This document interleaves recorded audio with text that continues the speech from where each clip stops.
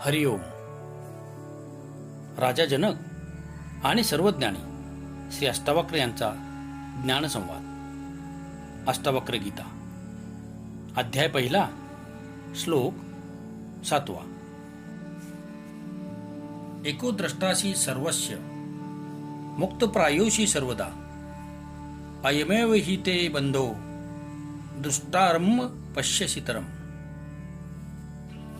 अनुवाद: तू सर्वांचा द्रष्टा आहेस आणि सदैव मुक्त आहेस.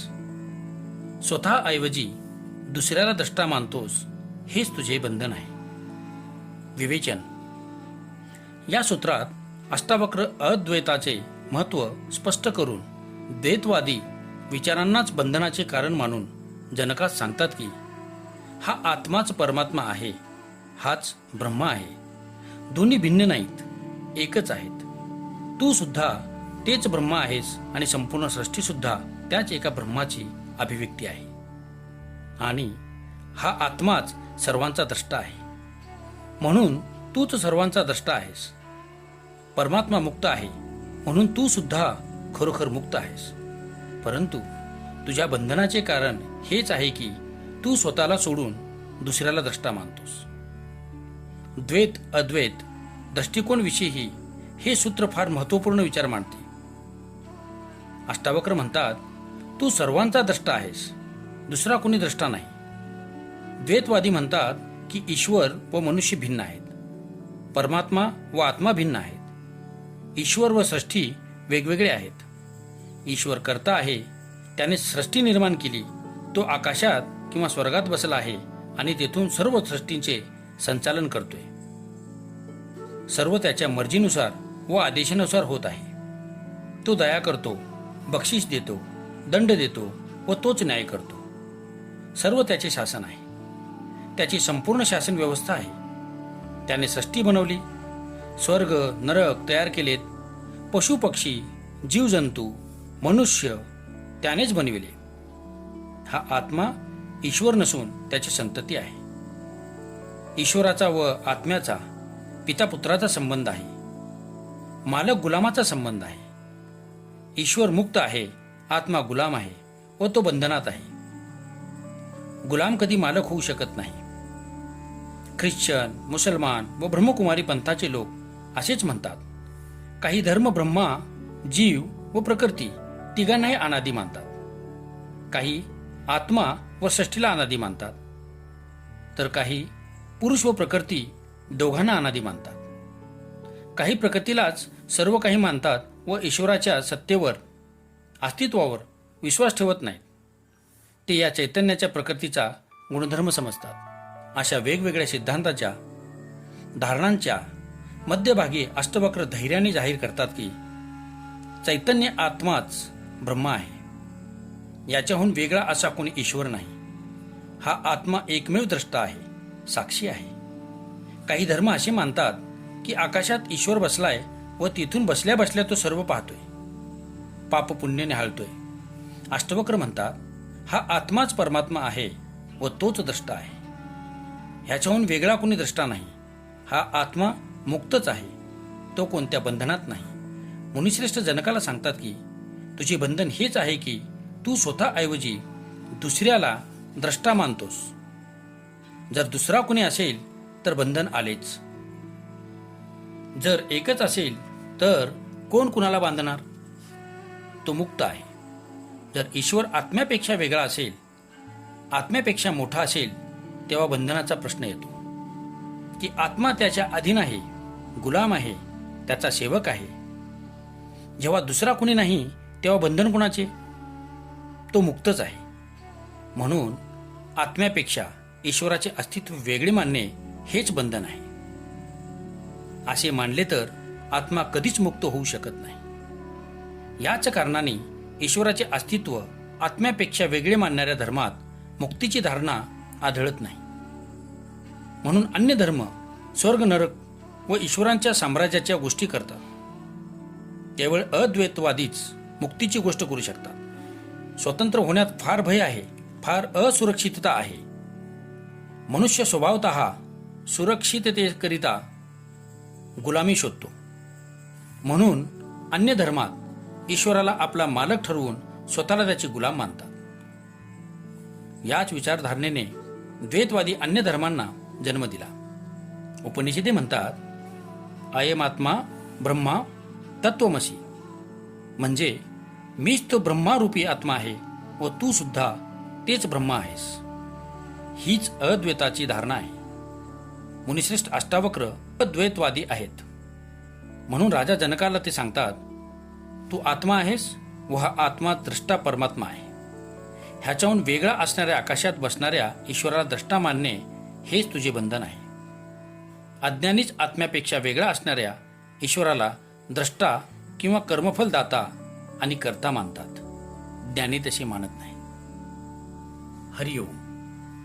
राजा जनक आणि सर्वज्ञानी श्री अष्टावक्र यांचा ज्ञानसंवाद. अष्टावक्र गीता, अध्याय 1, श्लोक 8. अहम कर्तेत्य अहमान महाकृष्णा ही दंशिताः नाहम कर्तेति विश्वासामृतम पित्वा सुखी भव. अनुवाद. मी करता आहे. या अहंकार रूपी विशाल काळ्या सापाचा तुला दंश झाला आहे. मी करता नाही, विश्वासरूपी अमृत प्राशन करून सुखी हो. विवेचन. अहंकार हेच दुःखाचे कारण असल्याचे या सूत्रात सांगून मुनिश्रेष्ठ अष्टावक्र म्हणतात, अहंकार रूपी महासर्पाचा दंश झाल्यामुळे तू स्वतःला कर्ता मानतोस. ही मीची भावनाच तुला ब्रह्मा किंवा चेतनेपासून दूर करते. जोपर्यंत तुझ्यात अहंकार आहे तोपर्यंत तू स्वतःला त्या ब्रह्मापासून वेगळा मानशील आणि ही वेगळेपणाची भावनाच सर्व दुःखाचे कारण आहे. ह्याकरता तू मी वेगळा आहे, मी करता आहे या अहंकाराचा त्याग करून मी करता नाही, करता ईश्वर आहे, मी केवळ उपकरण म्हणजे साधन आहे किंवा निमित्त मात्र आहे, या विश्वासरूपी अमृताचे प्राशन करून सुखी हो. संपूर्ण सृष्टीची उत्पत्ती एकाच ब्रह्मापासून झाली आहे. एकच चेतना भिन्न भिन्न रूपात व्यक्त झाली आहे. शरीरगत चेतना म्हणजेच आत्मा व समष्टीगत चेतना म्हणजे ब्रह्मा हे दोन्ही एकच आहेत. जगाचे प्रारंभी ब्रह्माचे मनात इच्छा निर्माण झाली की मी एकच असून अनेक रूपे धारण करीन. एकोहम बहुश्याम ह्या स्फुरणातून सुप्त शक्ती जागृत झाली. एकोहम बहुश्याम या स्फुरणातून सुप्त शक्ती जागृत झाली. ही शक्ती पुढे वेगवेगळी रूपे साकार करत गेली. ह्या वेगवेगळ्या रूपातील व्याप्त चेतनेला त्या परमचेतनेपासून आपण वेगळे आहोत असे वाटल्याने मीपणाचा उदय झाला. या अहंकारामुळे स्वचेतना त्या विराट चेतनेपेक्षा भिन्न वाटू लागली. या भिन्न प्रत्ययाचे कारण मनुष्याची बुद्धी आहे. ही बुद्धी या जीवाला ईश्वराच्या सानिध्यापासून वेगळे करते. भारतीय दर्शनशास्त्र सैतानाला अहंकार समजते. अहंकारच सैतान आहे. त्याची उत्पत्ती अज्ञानापासून होते, म्हणून भारतीय तत्वज्ञान अज्ञानाला पाप समजते. अज्ञानामुळे आलेली ही वेगळेपणाची जाणीव व अहंकार आत्मज्ञानामुळे नष्ट होऊ शकतो.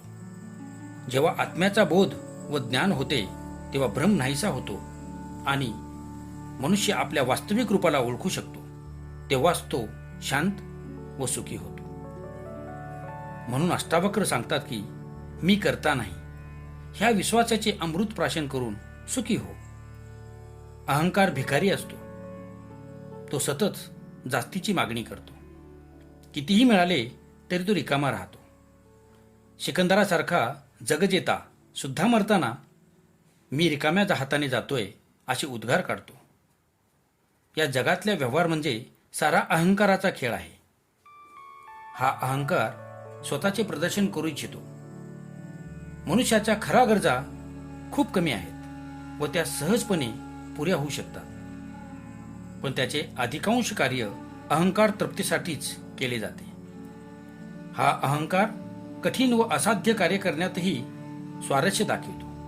उदाहरणार्थ, डोक्यावर उभे राहणे, एका पायावर उभे राहणे, तप करणे, नग्न राहणे, दीर्घकाळ उपवास करणे, डोंगरावर उंच चढणे, समाधिस्थ होणे, हठयोग करणे वगैरे. आपण सर्व जीवसृष्टीत श्रेष्ठ आहोत ही समजूत सुद्धा अहंकारामुळेच निर्माण झाली आहे. ह्या अहंकारामुळेच पृथ्वीला संपूर्ण ब्रह्मांडाचे केंद्रस्थान मानण्याची चूक घडते. मी महान, मी आणि माझी जात महान या सर्व अहंकाराच्या घोषणा आहेत. आमच्या शिक्षण संस्था सुद्धा जातीच्या अहंकारातून निर्माण झालेल्या आहेत व जातीच्या अहंकाराचे शिक्षण देणारे आहेत. अहंकाराशिवाय जीवनावर दुसरे कोणतेही ओझे नाही, कोणताही तणाव नाही आणि कोणतेही बंधन नाही. अहंकार नेहमी कशाची तरी मागणी करतो, तो देत काहीच नाही. देणारा निरंकारी होतो. घेण्याची इच्छा हेच दुःखाचे कारण आहे. जेवढे जास्त गोळा करण्याची इच्छा ठेवाल तेवढे जास्त दुःखी व्हाल. सुखी होण्याचा तो रस्ता नाही. ईश्वराने जे सर्वश्रेष्ठ आहे ते मनुष्याला दिले, पण त्यामुळे मनुष्य संतुष्ट नाही. यावर धर्म हा एकच उपाय आहे. ज्या दिवशी हा अहंकार नष्ट होईल त्याच वेळी ते कर्तेपण नष्ट होईल व ईश्वराच्या सानिध्याचा अनुभव प्राप्त होईल. अहंकारामुळे मनुष्य साहस व शौर्य प्रकट करू शकतो, तपस्या करू शकतो, उपाशी राहू शकतो, उंच पर्वतावर चढू शकतो, राजकीय नेता बनू शकतो, परंतु समर्पित होऊ शकत नाही, भक्त होऊ शकत नाही. असा माणूस जर कर्मयोग झाला तर त्याचा अहंकार कमी होऊ शकतो, पण त्यासाठी त्याने कर्मातच समर्पित व्हावे व कर्म परमार्थाकरिताच करायला हवे. अहंकारामुळे जगाला उपयुक्त अशा काही गोष्टी मनुष्य करू शकतो, पण आध्यात्मिक दृष्ट्या अशा माणसाचा कस कमी होतो, कारण त्याचे नैतिक पतन झालेले असते. नैतिक पतन झालेला माणूस चोरी, हत्या, शोषण किंवा हिंसा सर्व काही करू शकतो. म्हणून अहंकारी लोकांची त्यांचे एक वेगळे जग निर्माण केले आहे, जे या आध्यात्मिक जगापेक्षा फार वेगळे आहे. सर्व प्रकारची पापे व अनैतिकता या अहंकारामुळे जन्माला येतात. जर अहंकार असेल तर नरकात जाण्याकरिता अजून दुसरी पाप करण्याची आवश्यकता नाही. सर्व पापे आपोआप होत जातील, करावी सुद्धा लागणार नाहीत. म्हणून अष्टावक्राने अहंकाराला महासर्पाची उपमा दिली आहे. या अहंकार रोगाचे निदान करून मनुष्यष्ट अष्टावक्र थांबत नाहीत, तर ते रोगावरचा उपाय सुद्धा सांगतात. मनुष्याने मी करता नाही असे मानायला शिकावे. मी पणातून मुक्त व्हावे. मी करता नाही ही सृष्टी आपल्या विशिष्ट नियमांनी कार्यरत आहे. परमेश्वर हाच एकमेव करता आहे या सत्याचा विश्वासपूर्वक स्वीकार करणे हेच औषध आहे. यामुळे मनुष्य सुखी होऊ शकतो. अहंकारी व्यक्तीला सुखी करणे अशक्य आहे, तर निरहंकारीला दुःखी करणे अशक्य आहे. अष्टवक्र यासाठी कोणतीही विधी, पूजा, तपस्या, साधना करण्यास सांगत नाही. महामुनी अष्टावक्र म्हणतात, दृष्टी परिवर्तन करा पूर्ण श्रद्धेने व निष्ठेने, तर निश्चितच विचारात परिवर्तन होईल. आज ती तुमची अहंकाराची दृष्टीच तर तुमच्या दुःखाचे कारण आहे. चुकीची दृष्टी ही की तुम्ही समग्र अस्तित्वाचा स्वतःला एक हिस्सा आणि अंश मानत नाही. स्वतःचाच अहंकार फुगवत आपलाच हट्ट चालवित आहात. समग्र अस्तित्वाचा तुम्ही एक भाग आहात, वेगळे नाही. न जन्मावर तुमचा अधिकार आहे, न मृत्यूवर तुमचा अधिकार आहे. मधल्या भागात उगाच स्वतःला करता समजून स्वमुक्ती पथात खाली मांडी घालून बसला आहात. मुनिश्रेष्ठ अष्टावक्राने सर्व सारगर्भ या सूत्रात विदित केला आहे. अमृत मानून निष्ठापूर्वक हे सूत्र ग्रहण करणारा अत्यंत सुखी होऊ शकतो. हरिओम. राजा जनक आणि सर्वज्ञानी श्री अष्टावक्र यांचा ज्ञानसंवाद. अष्टावक्र गीता, अध्याय 1, श्लोक 9. एको विशुद्ध बोधव्यो हमिति निश्चय वहनिना प्रज्वाल्या ज्ञानगहनम वितशोकः सुखी भव. अनुवाद. मी एक विशुद्ध बोध आहे. या श्रद्धायुक्त अग्नीने स्वतःचे घोर अज्ञान जाळून तू शोकरहित व सुखी हो. विवेचन. अष्टवक्र केवळ काही गोष्टी नाकारण्याचा उपदेश करत नाही. केवळ अहंकार सोडला की ज्ञान होणार नाही. फक्त नकार देणे एवढीच अट नाही. नकारात्मक दृष्टिकोनाचे धर्म केवळ त्यागाच्या गोष्टी सांगतात.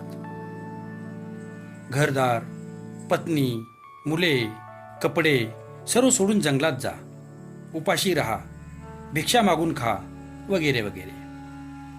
ह्या केवळ त्यागाच्या नकारात्मक शिकवणुकीमुळे जगाचे फार नुकसान केले आहे.